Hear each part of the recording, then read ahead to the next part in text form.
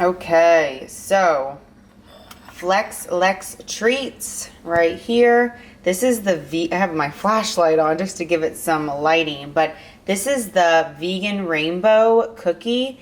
It is so good. Look, it even like sparkles a little bit, but man. Okay, let's.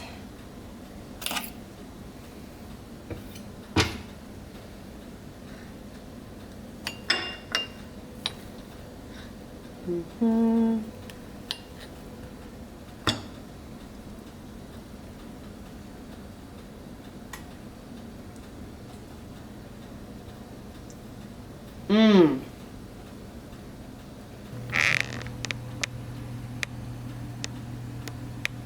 Made salmon for dinner, and would you look at that? Wild caught salmon from Trader Joe's on lettuce and my Japanese sweet potatoes. Best sweet potatoes ever.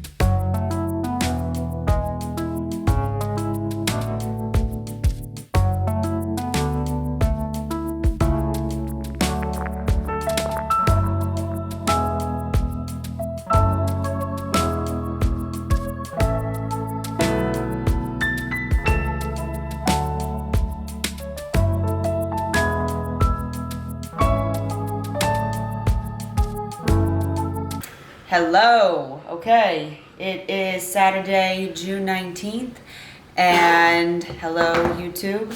I just got my meals just now. It's Saturday, every Saturday, and I actually started cleaning things up within my diet. I cut out alcohol. I haven't ate out in over a week, and I already feel like much tighter and leaner in my physique. So yeah, and I started counting my macros. Kyle gave me macros. Yeah, Kyle? I mean, they're kind of lower.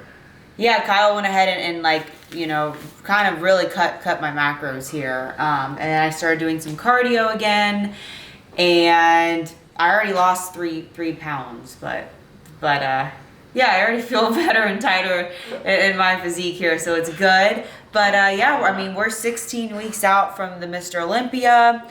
And you just gotta start working. You gotta start working. Tell me your macros.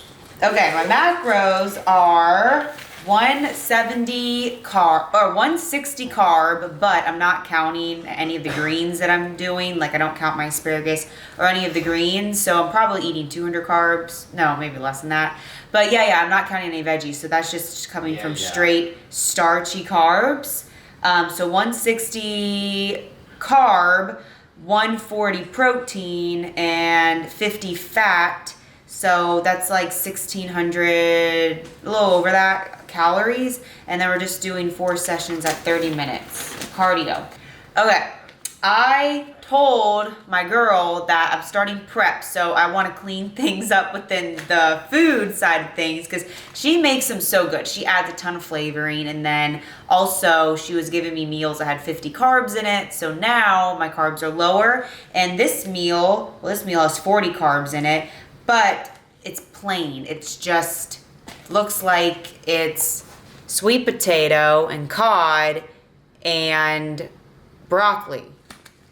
Clean, yay. And then this one's just rice and chicken with some green beans. So she'll literally do whatever you guys want. I got some beef steak. I'd eat the fish kind of first. I got some steak with some asparagus.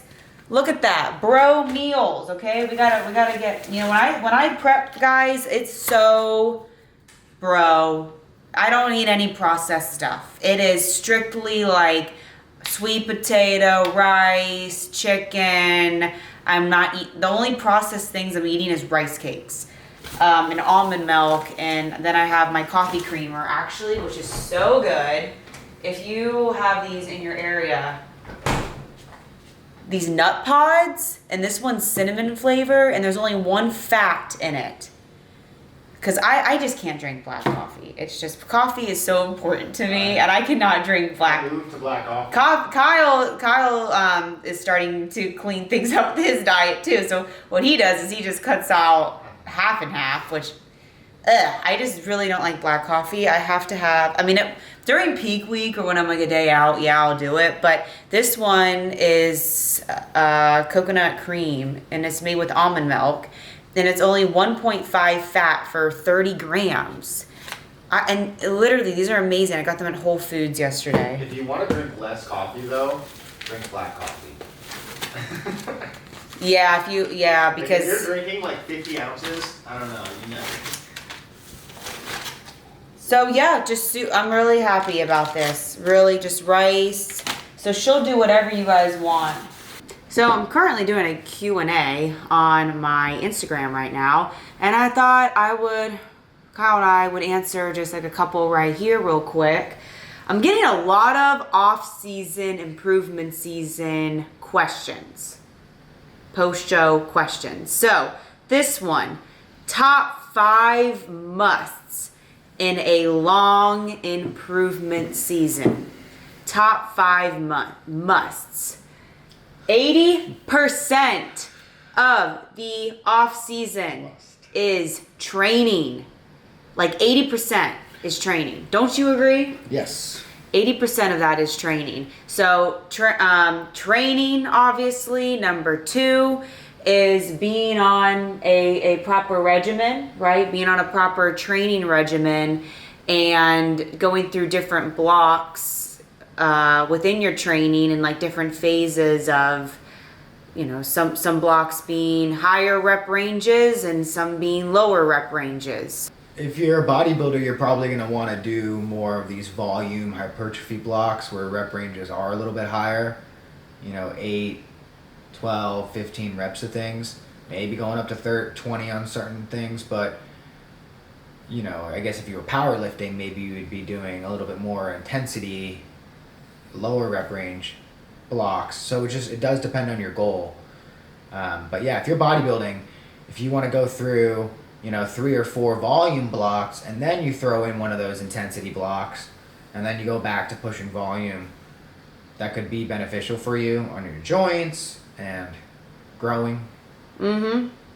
Number 3, I would say, is going through cutting and if you're doing this person's like long improvement season. Yeah, this is like probably a 3-year improvement season or 2, you should probably go through some phases of cutting and gaining. So doing cutting and gaining phases. Yeah, it just depends. Depends on your training age and, you know, your current body composition. I'd say the more advanced you are, the more important that becomes, where you should be doing, because it's harder to build muscle, it's harder to build strength. The more advanced you get, the more years of lifting, you know, tracking your data, accountability, you know, not really having any major injuries or taking major step backs, like you've been crushing it for 10, 15 years, it's going to be hard to put on muscle at that point. But in your first couple years of lifting, you can kind of put on a lot more muscle. So you have to take that into consideration, is like, what level are you at within your training? You know, if you don't have that much experience, you probably could just maintain, you know, do a maintenance phase within your nutrition while you train for a whole year. And especially if you're kind of not lean, not super lean already, you don't need to be pushing calories. You might have a lot of progress if you're kind of like skinny fat or whatever, in quotations, whatever that is. Does that make sense? Like having a nutritional maintenance phase. Some of you might, like as an example, a woman might just even hit like 1,600 calories for an entire like year, but she had a lot of body fat on her or something like that. And you're just like, but she just totally has this body recomposition because that's the power of training. She wasn't in this crazy deficit and she was able to stick to the plan and she wasn't in this crazy surplus. But the more advanced you get, you might want to go through like a growing phase where you put on 10 pounds and then you clean it up. And that could be every 4 to 6 or 8 months, you kind of doing these growing phases into a cutting phase. That's what I'm doing with one of my clients right now. I mean, her goal is to step on stage and like she competed. And we took a year off right now of just dedicating to improvement season growing. Now it's been a full year and now we're just kind of cleaning things up within her diet and fat. So we're trying to lose, 5 to 10 pounds, clean it up. And she's very lean. And yeah, she already is lean. And then we're going to go back into a building phase. So doing the cuts and the gaining phases in a long off season for sure. Yeah, so a lot of ectomorphs might need to like push the calories and gain weight and you're skinny. And they might have muscle on them, but I'm saying metabolism wise, it's like, no, you need to push the calories to put on more muscle and then it's easy for them to clean it up. And, so it just depends on the person. And then another must, I would say. Can we call them tips? Why are they must? Okay, I guess tips. I know that's tips, what the girl used. Tips for what to do during a long improvement season. Also, you want to be in a good body composition where you're able to train in and perform well in, plus be able to recover and grow. So you don't need to be super, super lean. Some people, I think, stay too lean in their improvement seasons where you can't stay that lean to be able to recover and grow. So it's finding a good body composition where... Yeah, you might not feel really that comfortable in it. But, I mean, you still look good. But, you don't, feel as comfortable.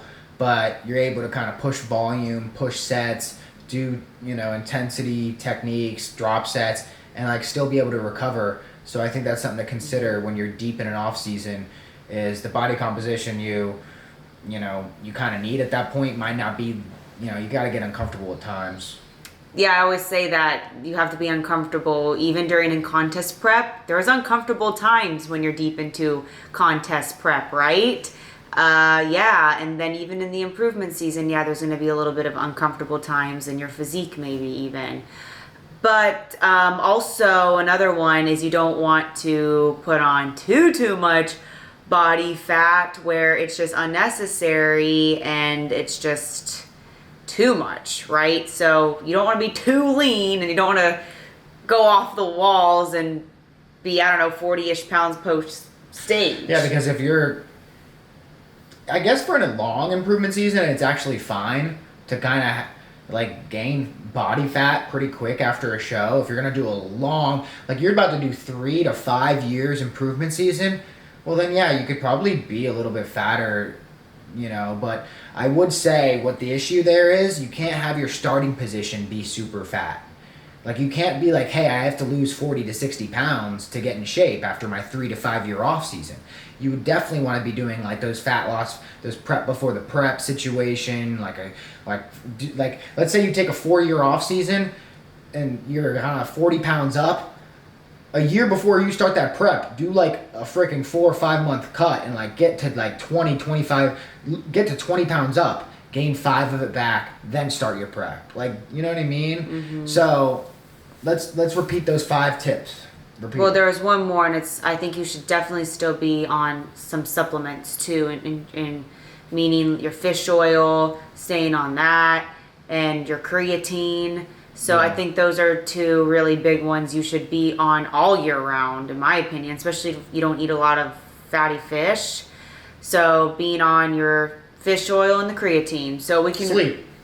Yep, and the sleep. So those are a lot of tips right there that we went over there. Yeah.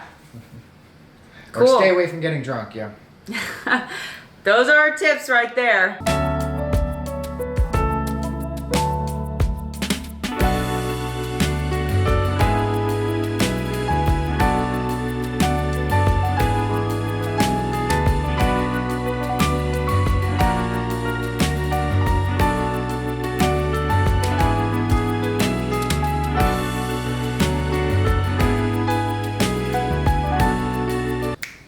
Hello.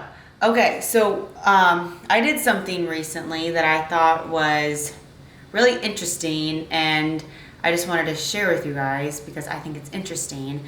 So I did like this food sensitivity test just because I was dealing with just some like this slight issues in my gut, having just a little bit of pain in my lower stomach, and it was actually hard for me to hit a pose, and just dealing with a little bit of I wouldn't say like bloating, but I knew there was something going on. And I got this sensitivity test done, and I actually just got the results back, and it's pretty surprising. I don't know how accurate this test was. I want to get another one done just for the heck of it, but looking into it more, I think some of the stuff on there is probably true. And I was dealing, and in Pittsburgh Pro, getting ready for Pittsburgh, I was gassy on show day, and I was a little bit bloated on stage. And in the sensitivity test that I just took, it told me that I can't have turkey. Like, it was a red. It was like, no turkey. It said that's like I'm really, really sensitive. Like, I have a big reaction to the turkey. So I was like, wow, I actually eat a lot of ground turkey. And I went back into my peaking plan, or what I ate, because I track everything on MyFitnessPal. So I went back to a peak week of Pittsburgh Pro, and then I went to the peak week of the Clash, when I won the Clash. And so Pittsburgh Pro, I ate 4 ounces of ground turkey every single day. I didn't eat it one day out, but I ate it starting on Sunday, leading into I ate it when I was 2 days out, but I had turkey, and I was thinking, now I'm like, damn. So, and then I was looking at the Clash and what I ate before the Clash during peak week. I didn't eat any turkey, and I ate all chicken. So I just think, I was just wondering, I was looking into to all the food that I'm not sensitive to a lot. There's only like 5 big things. Everybody's body's different, right? But for me personally, it's turkey, it's dark chocolate randomly, pumpkin, which I do a lot of pumpkin puree because I love pumpkins. So that really sucks. Pumpkin's on there. And then I have it wasn't in red, but it was in yellow, to egg whites, which, guys, I live off of egg whites. Like, I probably have 300 grams of egg whites daily. During peak week, I egg white it out. I mean, I have a ton of egg whites and chicken during peak week. So, yeah, I don't know. I'm gonna actually really cut back on the egg whites, and I'm gonna go no egg white this week, and I'm gonna see if there is a significant difference within my waist. I'm measuring my waist right now. I'm gonna see if that goes down. So what else was on there? There was something, I think egg white in the ground, in the turkey, and the dark chocolate.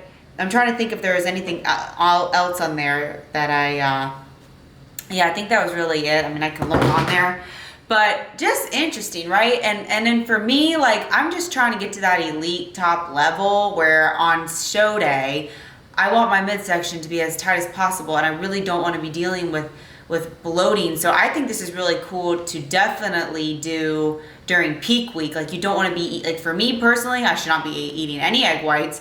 I should not be having any turkey. I should not be consuming dark chocolate or pumpkin, and it's just good to know. So yeah, I thought that was cool and wanted to share. Yeah, comment down below. Is there a cool, have you guys done this before? What website have you used? Because mine was just, I took a piece of my hair and they took my saliva, I sent in my information, and then I got my results back within 10 days. But yeah, let me know in the comments, have you ever done this before? It's a food sensitivity test, And I know it's not super accurate, but I don't know, maybe I want to go in actually and see a professional and get like a professional maybe in-person test done or something. But yeah, I thought it was pretty cool, interesting. Okay, pre-workout meal before we go and train legs is chicken, rice, and green beans. This is a meal from Made to Macro, and there is 35 carbs, 33 protein, and 3 fat in the meal.